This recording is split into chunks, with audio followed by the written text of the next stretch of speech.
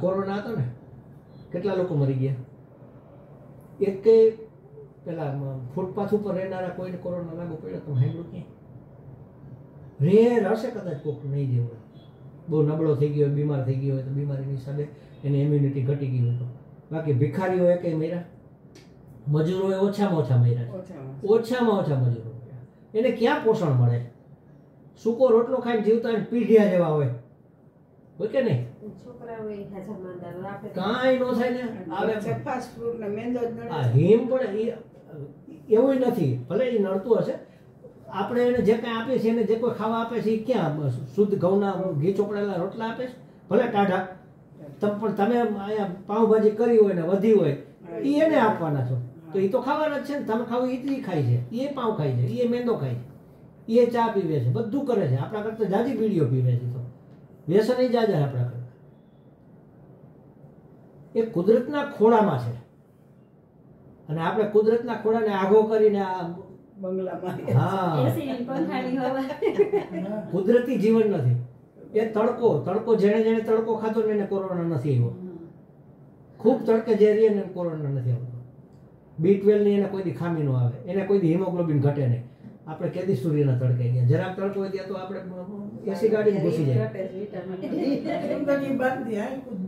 ખાલી આંખો જ દેખાતી હોય, ખબર ન પડે કોણ આ સુધીના મોજા હોય, હાથ કાળા પડી જાય. એટલે કહેવાનો અર્થ એ છે કે જે કુદરતી હોય ને એ બધું નથી હવે આપણે. રામચંદ્ર કે કાજ સવારે, ભગવાનનું કામ કરવા માટે તત્પર છે અને આપણે એમાં સાહેબ હતી. લાય સજીવન લખનજી, સંજીવની બુટ્ટી લાવ્યા હતા લક્ષ્મણને સજીવન કરો. હવે આ એની લીલાઓનું વર્ણન છે. પેલા ગુણનું વર્ણન આવ્યું, પછી રૂપનું આવ્યું, હવે એની આ લીલાઓ એને જે કાર્યો કર્યા મહાન એ. લાય સજીવન લખનજી આય, રઘુવીર હરસિ ઉર લાય. ભગવાન એટલા ખુશ થઈ ગયા કે એને ભેટી પડ્યા, એને હૃદયથી લગાવી લીધા. અને શું કીધું? રઘુપતિ કેની બહુત બળાઈ, ખૂબ એની પ્રશંસા. બળાઈ કરી એટલે પ્રશંસા કરી. અરે વાહ હનુમાનજી, તમે તો કામ કાઢી દીધું, મારા જીવ જેવો ભાઈ તમે બચાવી દીધો. તું મમ પ્રિય ભરત હિ સમભાઈ. રામજીને સૌથી વધારે પ્રિય ભરત હતા હોય, તમને કહું. લક્ષ્મણ ભલે એના ભેગા 24 કલાક રહ્યા, પણ સૌથી એના પ્રિયમાં પ્રિય ભાઈ હોય અને ભક્તમાં ભક્ત. ભરત જેવો કોઈ ભક્ત નથી આ જગતમાં, એટલા પરમ ભક્ત હતા. ભરત જેવો ભાઈ એટલે કહેવાય. રામ વનમાં હતા, હવે ગાદી ઉપર તો ઠીક હાલો એની ચાખડી પધરાવી અને પોતે માનો કે ત્યાં બેસે તો રામની હારવાર તો થાય ને. જમીન ઉપર બે એટલે રામની હારવાર થયા. એનાથી નીચા હોવા જોઈએ ને, એટલે જમીનમાં ખાડો કરીને એ રહેતા. ભરતજીનો નિવાસ ક્યાં હતો ખબર છે? આમ ખાડો કર્યો હતો આખો જમીનની અંદર, અને એમાં એ સૂતા, એમાં એ રહેતા. કે નહીં ભગવાન મારા પૂજ્ય છે, મારે એનાથી નીચા રહેવું જોઈએ. આપણે તો સ્વામીજી બેઠા એના કરતા 2 ફૂટ ઊંચા બેસીએ. આની વાત નથી, હું તો અમારી વાત કરું છું, અમારા ગુરુજીની વાત કરું છું. તમારે તો ઠીક છે, દીકરીઓને તો વાંધો નહીં, એને તો વાંધો નહીં. અમારે જે સાધકો હોય ને સાધક, એ નીચે જ બેસે, કોઈ દિવસ સ્વામીની સામે ઉપર. પણ હવે આ શરીર બધા એવા તકલાદી થઈ ગયા, આપણે એને એવા બગાડી નાખ્યા. હા, એટલે નીચે બેસી શકાતું. હું પોતે ખુરશી ઉપર, હા સ્વામીજીની સામે હું પોતે ખુરશી ઉપર બેઠો, શું કરીએ? એટલે કહેવાનો અર્થ છે કે આ આટલી વિનમ્રતા કે તમે મારા ભરત જેટલા પ્રિય છો મને. એમ ભરત આવા હતા, એમ કહેવાનો અર્થ છે. એવા સંત થઈ ગયા ને ભરત, સંત જ હતા, મહાન સંત હતા એમ. અને સહસ બદન તું મારો જસ ગાવે, અસ કહી શ્રીપતિ કંઠ લગા. શ્રીપતિ એટલે શ્રી એટલે લક્ષ્મી, લક્ષ્મીપતિ એટલે રામ કે વિષ્ણુ. વિષ્ણુનો જ અવતાર હતા ને. રામ શ્યામ ઘનશ્યામ બધા જ ભગવાનના જ અવતાર હતા. નરસિંહ ભગવાનના આપણે 24 અવતાર છે. વિષ્ણુ ભગવાનના જ અવતાર બધા. હા, વિષ્ણુ ભગવાન જ રામ થઈને આવ્યા, વિષ્ણુ ભગવાન જ કૃષ્ણ થઈને આવ્યા. વિષ્ણુ ભગવાન ઘનશ્યામ એટલે કૃષ્ણ, એ વિષ્ણુ ભગવાન જ થયા. નરસિંહ અવતાર પણ વિષ્ણુ ભગવાનના, બધા જ અવતાર 24 અવતાર વિષ્ણુ ભગવાનના. હવે 25મો કલ્કી અવતાર થશે. પછી શિવજીના થોડાક જ અવતાર છે, બહુ જાજા નથી. એક દક્ષિણામૂર્તિ છે, એવા 2-4 અવતાર છે. હનુમાનજી છે, અંશ અવતાર એના. બ્રહ્માજીના તો બહુ જ ઓછા પાછા, ખૂબ જ ઓછા એના અવતારો. એટલે મોટે ભાગે અવતાર ક્યાં લેવો પડે? જ્યાં પોષણ કરવાનું હોય. બ્રહ્માજીએ સર્જન કરીને પછી એની જવાબદારી પૂરી થઈ ગઈ, એને અવતાર લેવાની જરૂર નથી. વિષ્ણુ ભગવાનને પાલન પોષણ કરવાનું, એટલે કે વાકું ચૂકું થાય તો વળી પાછું એને હરખું કરવા આવવું પડે, વળી અવતાર લઈને આવે. આપણે સીધું તો રહેવા દઈ નહીં, આપણે એવા હેલા તો છીએ નહીં, કંઈક ને કંઈક વાકું કરીને બેઠા હોય. એટલે કળિયુગ હળાહળાવી જાય, પાપ વધી જાય, એટલે વળી પાછી ધર્મ સંસ્થાપન અર્થ થાય સંભવામી યુગે યુગે. ફરીથી ધર્મનું સંસ્થાપન કરવા માટે તૈયારી છે આવી જ ગયા છે બધે, આપણી અંદર જ આવી ગયો. કેટલા 1000 વર્ષ બાકી, કળિયુગનું બાળપણ છે હજી તો. હા બાળપણ હજી ઘણા 21મો આરો ચાલુ થઈ ગયો. એટલે કલ્કી અવતાર આપણને જોવા મળશે કે નહીં મળે? ન મળે, નહીં મળે. આપણે કૃષ્ણના વખતમાં હતા કે નહોતા? રામના વખતમાં હતા કે નહીં? ત્યારે હતા, અને ત્યારે સુધરાની એટલે તો અત્યારે છીએ. નહીતર તો મુક્ત નથી ગયા. મુક્ત થઈ ગયા હોય પાછું ક્યાં જન્મ લેવાનો આવે? 24 અવતારમાં આપણે ગુડાણા હતા. આપણે મરી જાવ ક્યાં જાવ? મારી પાછા અહીંયા જ આવવાના. તમે જો મુક્ત થઈ જાવ તો ન હોય, અને તમારું આ શરીર ન હોય, બાકી તમે શરીર બદલી જાય, વેશ બદલે ને. આજે તમે આ ડ્રેસ બિલ્ડિંગમાં ને ઓરેન્જ બિલ્ડિંગમાં, હા, આજે તમે આ ડ્રેસ પહેર્યો છે, કાલે બીજો પહેરી લો, એવી રીતે બીજું શરીર આવી જાય. નથી એવું કે બને જ નહીં, હોય જ. આપણે શરીરના કોઈમાં ગમે તે આકારમાં હોય, મોક્ષ માટે તો ઘણું કરવું પડે. છેલ્લી ક્ષણે મોક્ષ મળી શકે.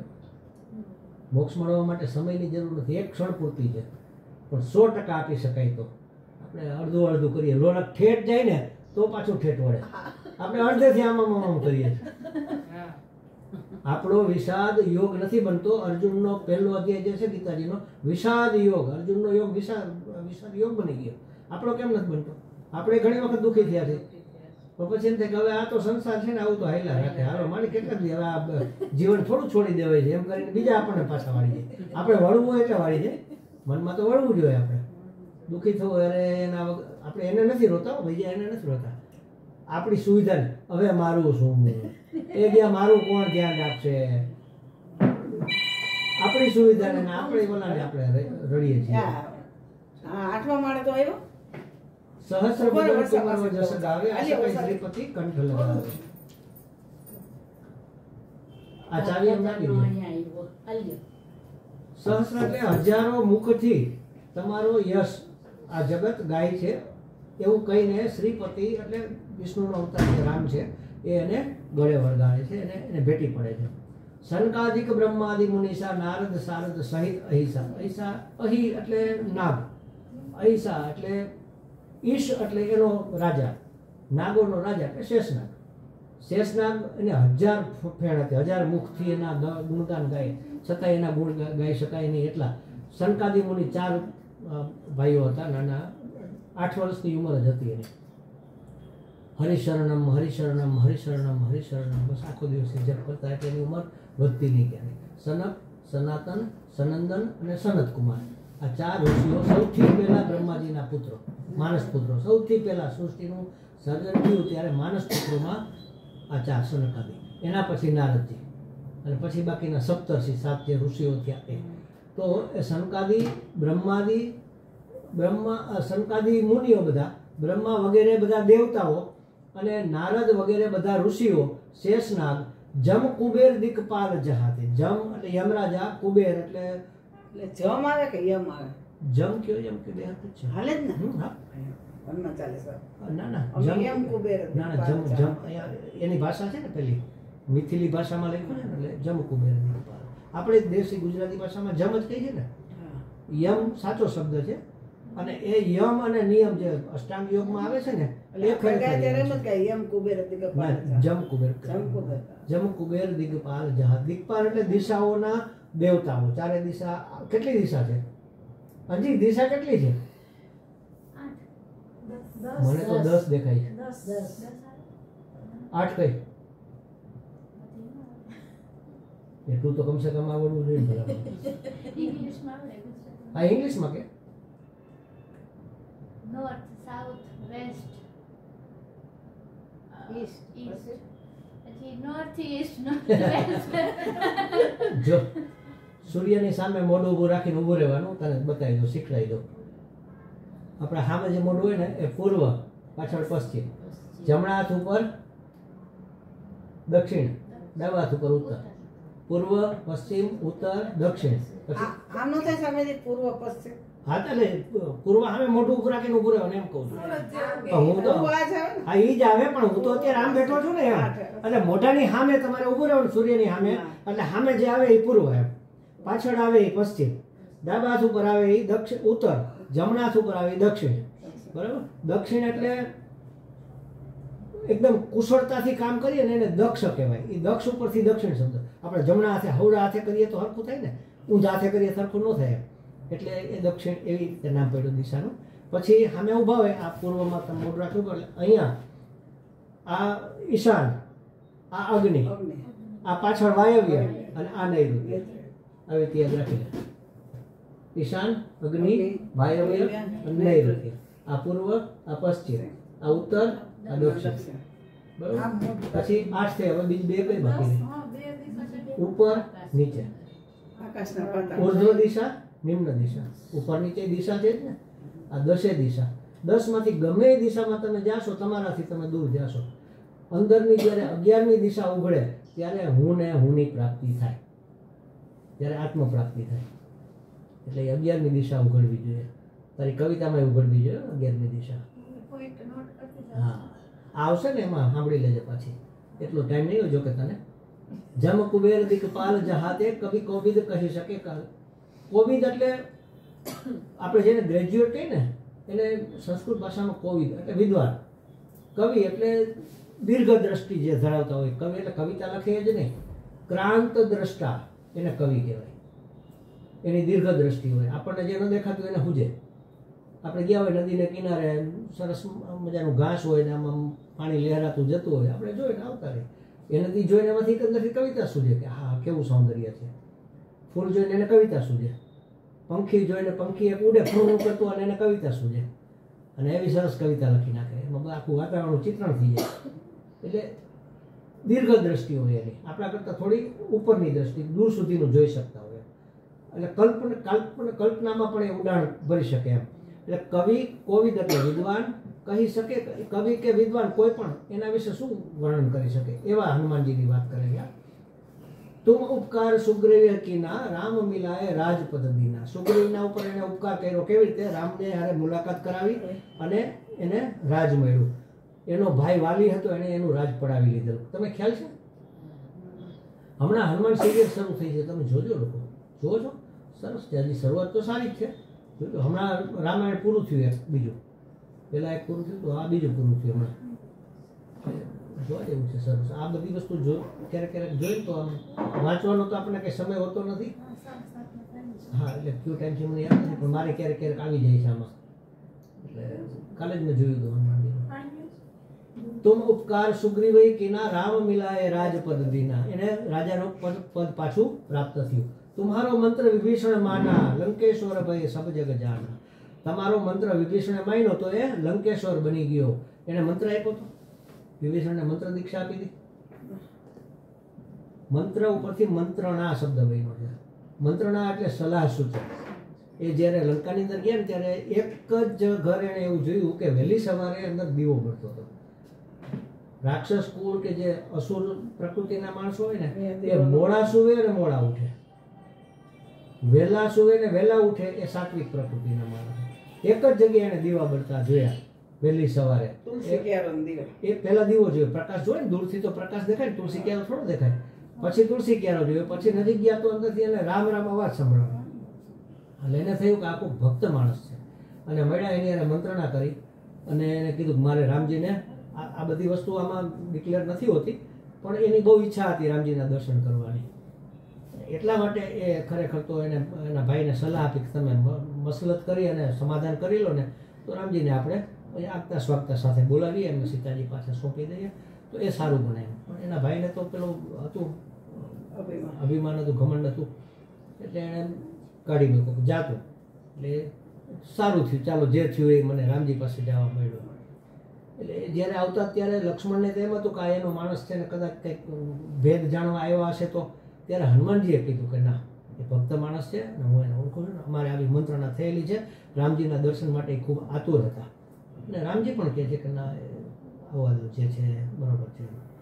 એટલે એનો મંત્ર એટલે એની મંત્રણા એ માની અને એને શું થયું લંકાનું પદ મળ્યું.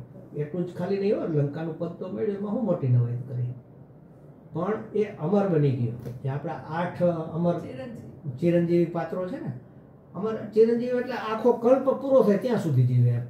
અત્યારે પણ વિભીષણ હયાત છે. એ લંકાની અંદર એનું રાજ છે. એ લંકા અંતરિક્ષમાં છે. આ જે આપણે શ્રીલંકા કહીએ એ નહીં, પણ એ લંકા હવે અંતરિક્ષમાં છે અને એમાં એ અત્યારે રાજા તરીકે પણ છે. એ છે, પછી પરશુરામ છે, આ બધા અસ્વસ્થામાં છે. એ બધા 8 ચિરંજીવીઓ છે. અમે વિભીષણનો મેલ જોયો તો રામેશ્વર ગયા ત્યાં સાચો જ છે. હા, દ્વારકા અંદર દરિયામાં છે. સાવ નાનો છે મેલ એનો, અને હા અંધારો તેલનો દીવો છે. અત્યારે સ્મૃતિ જાળવી રાખી. આપણે રામેશ્વર ગયા જોયું હતું ને? મને યાદ નથી, જોયું તો હશે જ આપણે. એટલે એ વાંચ આવે છે રામેશ્વર દરિયો હા, એટલે હશે, જોયું જ હોય 100%, પણ હવે બધું યાદ ન હોય. કેટલા વર્ષો થઈ ગયા. મને યાદ છે. તમારી મેમરી સારી છે પ્રમાણે. કાલે બપોર શું જઈ માતા તો એ ખબર નથી. એ નહીં ખબર. તો એની મંત્રણા માની તો એને લંકાનું રાજ મળ્યું. મેં એ બધું લખ્યું હતું. હવે જુઓ, હવે એક બહુ મહત્વની વસ્તુ આવે. જુગ સહસ્ર જોજન પર ભાનુ લીલીઓ તાહી મધુર ફળ જાણો. આ બાળ લીલા છે. નાના હતા ત્યારે એને ભૂખ લાગી એટલે એને એમ થયું કે આ કંઈક ફળ છે, એપલ બેપલ જેવું લાગ્યું હશે, મોસંબી જેવું. એટલે જઈને એણે લીલીઓ એટલે ખાઈ લીધું નહીં, પકડી લીધો. બધા એમ કહે કે એને સૂર્યને ગળી ગયા હતા, ગળી નહોતા ગયા, પકડી લીધો. એટલે અંધારું તો થઈ જ જાય ને, મુઠ્ઠી દબાવી. એટલું વિશાળ શરીર ધારણ કર્યું. અને કેટલે દૂર હતો? જુગ સહસ્ર જોજન પર ભાનુ. ભાનુ એટલે સૂર્ય. જુગ સહસ્ર જોજન એનું અંતર બતાવે છે. ને અત્યારે નાસાએ એ અંતર માપ્યું તો સેમ આટલું જ થાય છે. જુગ એટલે 4 યુગ હોય, 12,000 વર્ષ થાય એમ, બરોબર? 12,000 વર્ષ. સહસ્ર એટલે 1000, 12,000 એને ગુણ્યા 1000 એને ગુણ્યા જોજન એટલે 8 માઇલ. એનો સરવાળો કરો એટલે થાય 9,60,00,000 માઇલ. અને 1 માઇલ બરાબર 1.6 કિલોમીટર, એટલે 1.5થી થોડુંક વધારે. એને ગુણ્યા 1.6 કરો એટલે 1,53,60,00,000 કિલોમીટરનું અંતર. એ અત્યારે નાસાએ માપ્યું તો સૂર્યથી પૃથ્વીનું અંતર એટલું જ છે. તમે વિચાર કરો, આપણા ઋષિમુનિઓ કેવા વૈજ્ઞાનિકો હશે, તુલસીદાસે લખ્યું કેવા હશે. તમે વિચાર કરો કેટલા જ્ઞાની હશે. એ ક્યાં અહીંયા માપવા ગયા હતા? આ બધી જ વસ્તુ કેવી ખબર પડી એને? ધ્યાનમાં. અંતઃકરણ અત્યંત શુદ્ધ અને પવિત્ર હોય ને, એટલે આ બધું જ એને અંદરથી સૂજે, એની સામે આવે. આમ જેમ કવિઓને કેમ કવિતા સૂજે, ફૂલ જોઈને કવિતા સૂજે ને, શબ્દો નીકળે, આવી કોમળતા, આવી ખુશ્બુ, આવું આ ઢીકડું. આપણને જ નથી સૂજતું કાંઈ, કારણ કે એનું હૃદય એટલું કોમળ હોય કવિનું. એ કોમળતાની સાથે જો શુદ્ધતા અને પવિત્રતા ભળે તો તમને રૂચાઓ દેખાય વેદની, તમને સંભળાય. આમાં છે જ અત્યારે બધે વ્યાપ્ત જ છે, આપણને સંભળાતી નથી કારણ કે આપણું રિસીવર એટલું પાવરફુલ નથી. રેડિયામાં કેમ પેલું વિવિધ ભારતીના ગીત આવે, ક્યાંયથી રજૂ કરતા હોય અહીંયા કેમ આવે? એનું રિસીવર એને પકડી શકે. એમ આ આપણું રિસીવર છે અંતઃકરણી. એ એટલું ચોખ્ખું ને પાવરફુલ હોય ને, તો તમે અત્યારે ગીતાજી ભગવાન બોલતા હતા અને અર્જુન સાંભળતો તો એ તમને સંભળાય અત્યારે. એટલું પવિત્ર હૃદય હોય તો.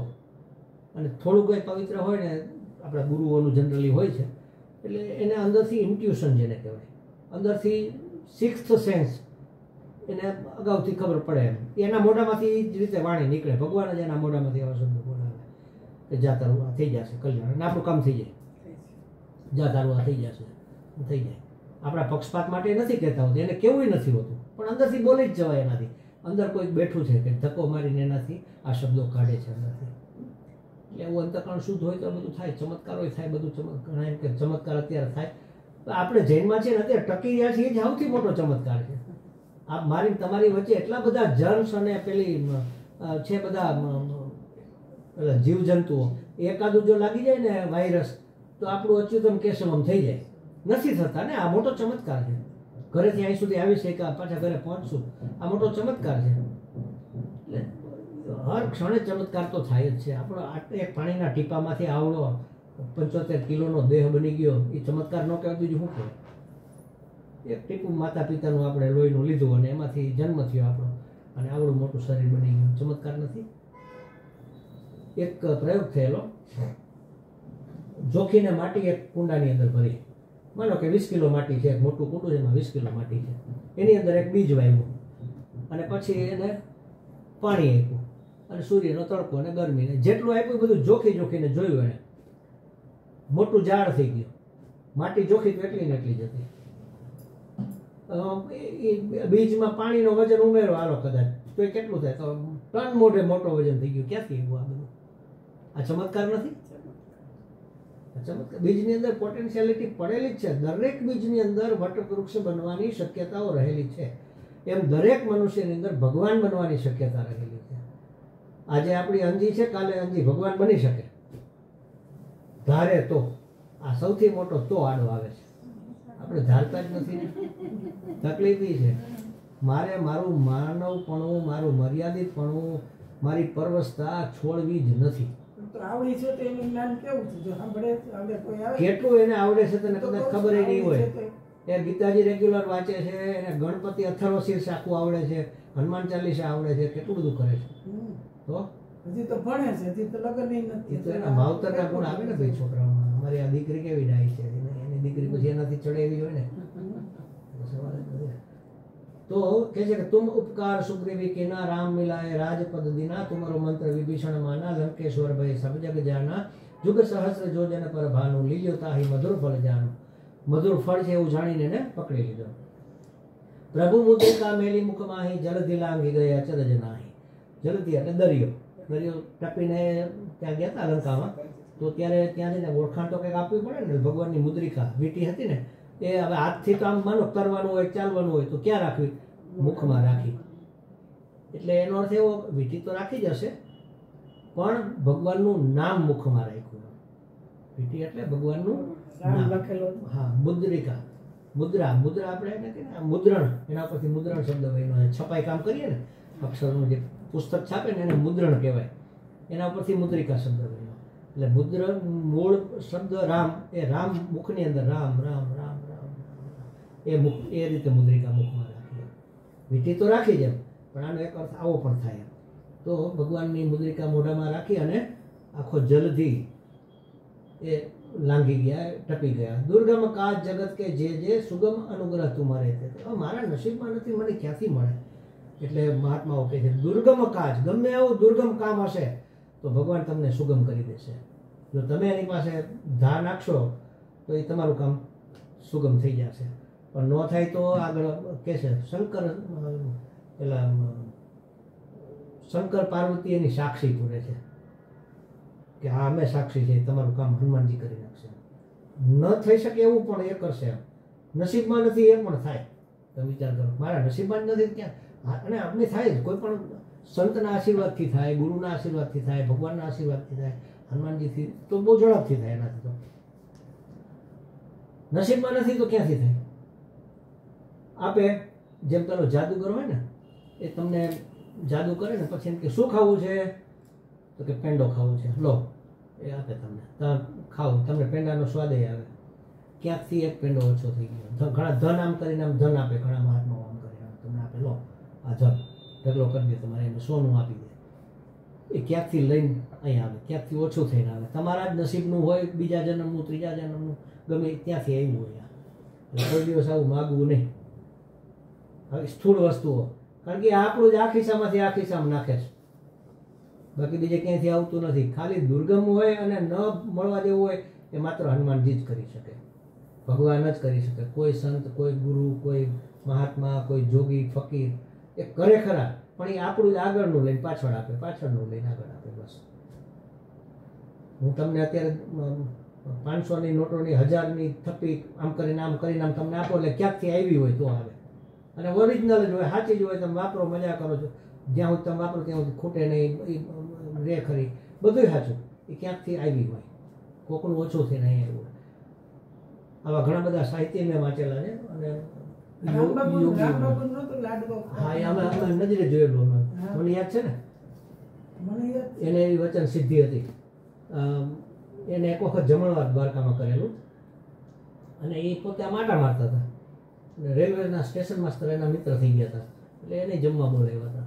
આમ જોતા હતા બધાને આમ થાળીમાં જોતા હતા, કોઈને કંઈ ઘટતું નથી ને. જનરલી આપણે જોતા હોય ને એમાં પેલા સ્ટેશન માસ્તર હતા ને એના થાળીમાં લાડવો ખલાસ થઈ ગયો હતો, એટલે એ આમ જોતા હતા કે લાડુવાળા આવે છે તો હું લઉં. એટલે દોડીને તમારે લાડુ જોઈશે લો, આમ પાછળ હાથ રાખીને આટા મારતા હતા. ત્યારે કોઈને ખબર ન, અમને ન ખબર, પછી વિચાર એટલે એ તો આટા મારતા, એની પાસે લાડુ ક્યાંથી આવ્યું?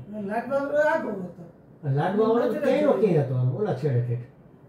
આ લાડુ એના હાથમાં આવ્યો કે બે લાડવા ફટ દઈને મૂકી દીધા. એવા અમે જોયેલા છે સત્તાધારના શામજી બાપુ, હા હતા ને? ખીચામાં હાથ નાખીને તમને ગમે એ આપી દેતા. હા, એટલે એ બધું જ આપણું જ આ ખિસ્સામાંથી આ ખિસ્સામાં આવ્યું હોય સમજી લેવાનું.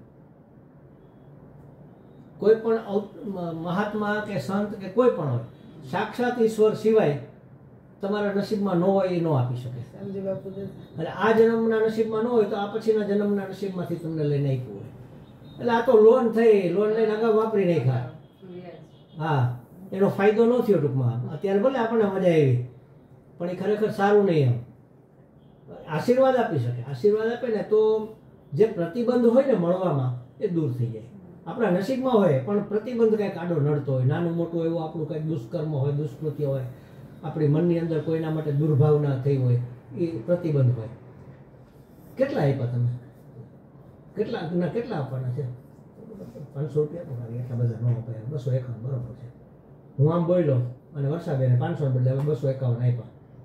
તો મારા વચનોએ એના દાનની અંદર પ્રતિબંધ ઊભો કર્યો, એ મને નડે. એ આપતા તમે ન આપવા દીધા ને, કેટલા બધા ન અપાય, એટલે એ મારો પ્રતિબંધ થયો. મારા સુખની આડે એ આવે, મારું સુખ આવવાનું ને ત્યારે એ પ્રતિબંધ આડો આવે. મને લાખ રૂપિયા મળવાના આવે ને તો 50,000 જ મળે. બાકીના 50,000 આવે ખરા, પણ એ 500 1000 એમ કરી કરીને જે ક્યાંય કામમાં ન આવે. એકારે લાખ આવ્યો હોય તો કંઈક કામમાં આવે. એટલે આવી રીતે પ્રતિબંધ આવતો હોય. એ દૂર થાય કેવી રીતે? સંતોના અને સદગુરુના આશીર્વાદથી. કે કાંઈ વાંધો નહીં, બાળક છે, ભૂલ થઈ ગઈ હશે, માનવ સહજ લોભ વૃત્તિ હોય, કાંઈ વાંધો નહીં, ધીમે ધીમે એનામાં ઉદારતા આવશે, ભગવાન તો એને ક્ષમા કરે. એ પ્રતિબંધ દૂર થાય. એટલું કરી શકે. એથી વિશેષ કોઈ ચમત્કાર થતો જ નથી આ જગતમાં, સમજી લેજો. અને થાય તમારું જ લઈને તમને પાછું આપતા હોય છે. એટલે એ કરવા જેવું નહીં, એમ ટૂંકમાં એ લેવા જેવું, એ ધંધો કરવા જેવો નહીં. એડવાન્સ લઈને વાપરી નાખીને પછી ભૂખે મરીએ એનો કોઈ અર્થ નથી ને. બીજા જન્મમાં પછી લોન જ ભરવાની રહી, આખી જિંદગી હપ્તા જ ભર્યા રાખવાની. કે ભાઈ અમે કમાઈ છે બહુ પણ કાંઈ વધતું નથી, પણ પેલા વાપરી નહીં ગુજે. ઘણા આવું હોય ને કે અમે કમાઈ છે બહુ પણ કાંઈ સ્વામી વધતું નથી. આપણે કે વધશે, ભગવાનના ભજન કરો એટલે વધે, બાકી બીજો ઉપાય નથી એમ. કારણ કે અગાઉથી લોન લઈ લીધી છે તો દેવું તો પડશે ને, વાપરી નાખ્યું છે પહેલેથી જ. એટલે એ પ્રતિબંધ દૂર કરી શકે. રામ દુઆરે તુમ રખવારે હોતના આજ્ઞા બીનું પૈસા. તુમ રામજીના દરવાન તરીકે, રામજી પાસે જવું હોય તો એના દ્વારપાલ તરીકે તમે છો, તમારી પરમિશન વગર એને મળી શકાય નહીં. હોતના આજ્ઞા બીનું પૈસા, આપના આજ્ઞા વગર પૈસા એટલે પ્રવેશ, એમાં પ્રવેશ, રામ દરબારમાં પ્રવેશ ન થાય. સૌ સુખ લાહે તુમારી સરના તુમ રક્ષક આહુ બોલે. બધું જ સુખ મળે એમ છે, તમે રક્ષક છો, પછી અમારે ડરવા જેવું ક્યાં છે? એટલે ભય દૂર કરવા માટે આપણે જોયું ને અંદર એક ભય હોય છે. ભગવાનની શરણાગતિ સ્વીકારી લો એટલે ભય એની મેળાએ નિવૃત્ત થઈ જાય. સબ સુખ લહે તુમારી શરણા તુમ રક્ષક આહુ કો ડરના. આપુન તેજ તમારો આપે તીનો લોક હાંક તે કાપે. હા, એની અંદર એટલું બધું તેજ, બળ, વીર્ય છે કે એને બીજા કોઈ સહન કરી જ ન શકે. તમે પોતે જ એ સંભાળી શકો. અને હાંક તે એટલે ગર્જના, હાકલ. એની હાકલથી ત્રણેય લોક કાપે છે. શું કામ કાપે ભાઈ? ત્રણેય લોક કાપે એટલે કોણ આવે છે? ધ્યાનનો સમય થયો. તીનો લોક હાંકતે કાપે એટલે શું કામે કાપે? શું કામે? ત્રણેય લોકના દુષ્ટ લોકો છે એ કંપે છે. બધા નહીં, ત્રણેય લોકમાં ગમે તે લોકમાં હોય પછી, પણ જેને દુષ્ટતા કરી હોય એને બીક લાગે. બાકી ભક્તોને ક્યાં બીક લાગે? હે? ઉર્ધ્વલોક, અધોલોક અને આ લોક. ઉર્ધ્વલોકમાં 7 લોક આવે. તો આવી ત્યારે વાત થઈ ગઈ હતી કે નહીં? એકવાર તો વાત થઈ ગઈ. કઈ નહોતી તું? હા હતી ત્યારે તો. ભૂ ભુવઃ સ્વઃ મહ જનઃ તપઃ, એ 7 લોક ઉપરના, 7 લોક નીચેના અને આ લોક. આ લોક એટલે પૃથ્વીલોક, મર્ત્યલોક જેને આપણે કહીએ. એટલે ઉપરના 7ના નામ લેવાને બદલે ઉર્ધ્વલોક કહી દીધું. હા, ઉર્ધ્વલોક, અધોલોક અને આ લોક. ખ્યાલ આવ્યો? ઈહલોક એવું કહેવાય. ઈહ એટલે આ. અને પરલોક એટલે ઉપરનો લોક, અધોલોક એટલે નીચેનો. એ ત્રણેયની અંદર જે દુષ્ટ લોકો હોય એ એના પડકારાથી ધ્રુજે, એની ગર્જનાથી, એની હાકલથી ધ્રુજે. ભૂત પિશાચ નિકટ નહીં આવે, મહાવીર જબ નામ સુને.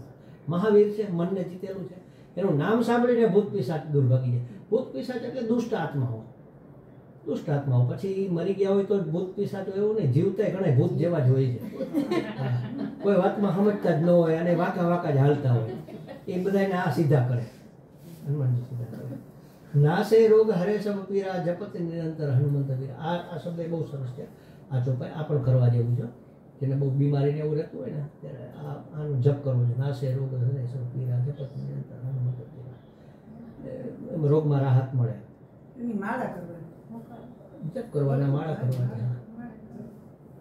તને તો મેં ઓલું કીધું તી કરવું જોઈએ ને. એ કરું છું, આય કરું, ક્યારેક પાણીનો ગ્લાસ લઈને કાંઈ કોઈ વસ્તુ બાકી અચ્યુતાય અનંતાય ગોવિંદાય નમઃ કરસ ને, એ સૌથી શ્રેષ્ઠ છે. કાંઈ કરું, હું તો પેલા એ લખતી હતી હો. સંકટ કટે સંકટ તે હનુમાન છોડાવે, મન ક્રમ વચન ધ્યાન જો લાવે. કોઈ પણ સંકટમાંથી હનુમાનજી છોડાવે છે. ક્યારે? મનથી, કર્મથી અને વચનથી. એ ઈશ્વરને ધ્યાનમાં રાખીને ચાલે તો. એનું ધ્યાન કરે તો એટલે એને ધ્યાન કરવાનું નથી, ધ્યાન રાખવાનું છે કે ભગવાન બેઠો છે, સીસીટીવી કેમેરો એનો 24 કલાક અને બધી જગ્યાએ ચાલુ છે. એનાથી છુપાવીને કાંઈ નહીં કરી શકાય. એટલે એવી રીતે જો કરે તો તમારા બધા સંકટ હરી લેવા માટે તૈયાર છે. સબ પર રામ તપસ્વી રાજા, તિનકે કાજ સકલ તુમ સાજા. સૌ પર અને પર એટલે ઉત્કૃષ્ટ, સર્વોત્કૃષ્ટ કોણ છે? સર્વોત્કૃષ્ટ તપસ્વી રાજા રામ છે. એ ખૂબ વનમાં હતા ત્યારે તપશ્ચર્યા કરી, પણ અયોધ્યામાં આવ્યા ને ત્યારે તપશ્ચર્યા ખૂબ કરી. સીતાજીને મોકલી દીધા ને ત્યારે જેમ સીતાજી જંગલમાં જેવી રીતે રહેતા એવી રીતે એ અહીંયા રાજ્યની અંદર રહેતા, પોતે કોઈ સુખ એ ભોગવતા નહીં. એટલે કહે છે કે બધાથી શ્રેષ્ઠ તપસ્વી રાજા રામ હતા. તિનકે કાજ સકલ તુમ સાજા. સાજા એટલે સહજ રીતે એના બધા કામ, સકલ એટલે સગળા કામ તમે કરો છો. ઓર મનોરથ જો કોઈ લાવે, સોય અમિત જીવન ફલ પાવે. મનોરથ એટલે ઈચ્છા, અભિલાષા. જે ઈચ્છાઓ કોઈ કરે એ તમે પૂરી કરો છો. ટૂંકમાં અમિત એટલે મહાન, મોટામાં મોટી ઈચ્છા હોય તો પણ તમે એને પૂર્ણ કરો છો. ચારો યુગ પર તાપ તુમ્હારા, હે પ્રસિદ્ધ જગત ઉજિયારા. 4 યુગ, કળિયુગ ને આપણે જે 4 યુગ કહીએ ને એ 4 યુગ, સતયુગ, ત્રેતાયુગ, દ્વાપરયુગ અને કળિયુગ. એમાં તમારો પ્રતાપ, તમારો યશ ફેલાયેલો છે. હે પ્રસિદ્ધ જગત ઉજિયારા, એ પ્રમાણિત થયેલી છે કીર્તિ છે. પ્રસિદ્ધ એટલે પ્રસિદ્ધિ, આપણે જેને પ્રસિદ્ધિ કહીએ ને એને એ ભાષામાં પરસિદ્ધ કહે છે.